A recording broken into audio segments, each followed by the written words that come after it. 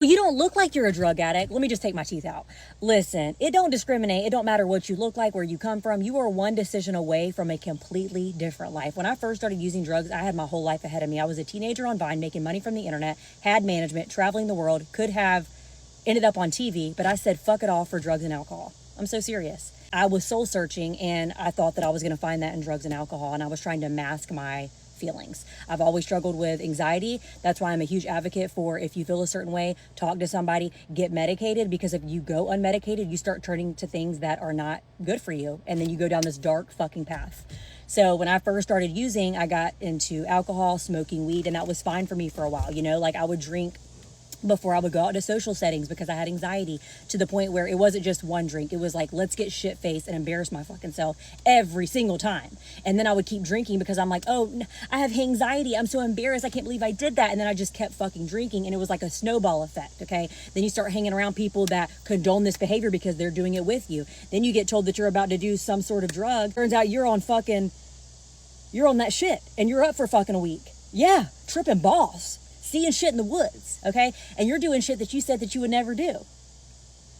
And now you start coming off that high and you're searching for it again. And then you're in this completely fucked up life. And a lot of the questions that I get is, oh, well, what did you do? What didn't I do?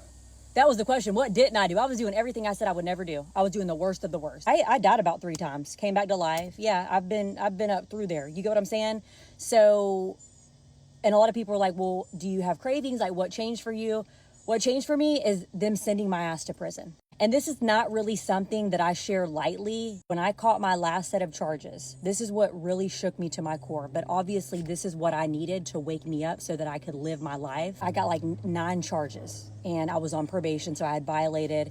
And I was really blessed with a probation officer that really saw the good in me. And she still wanted to give me a chance after I caught those 9 charges. And so that was my wake up call. I was like, I've got to get my life together. Like, I cannot keep living like this, right? I was miserable, depressed. I was sober. I ended up getting pregnant. And I was like, oh my gosh, like, this is a gift from God. Like, my life is going to change. Everything's going to be great. I was out on bond for a while. And basically they told me, they said, you're not getting out of this. You're going away. You're going to prison, and there's nothing that you can do about it. And it didn't matter that I was pregnant. None of that mattered. What mattered was, you are a criminal who keeps making the same stupid choices, and now you're going to have consequences for it, as I should. So what happened was, my attorney was like, let her have the baby, figure everything out, and we'll move forward. And so I had Greenlee, and she was 3 months old. I went to court, and Greenlee was with my mom. I signed over temporary guardianship to my mom while I was away. I don't know what I would have done without her, you know. And I went to prison, and I did 8 months on a 2-year sentence by the grace of God. And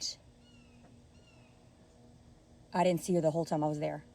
And I get out, and I'll never forget the look on her face when she saw me. And that is my why. That's why when people say, how did you get sober? Like, do you not have cravings? I don't get cravings. And I stay sober. It's easy for me because I had to do that shit. And that is like the worst pain that a mother could ever go through. Don't judge people. It could be anybody. Get your shit together. Get clean for your kids. Your kids need you. They love you. We do recover.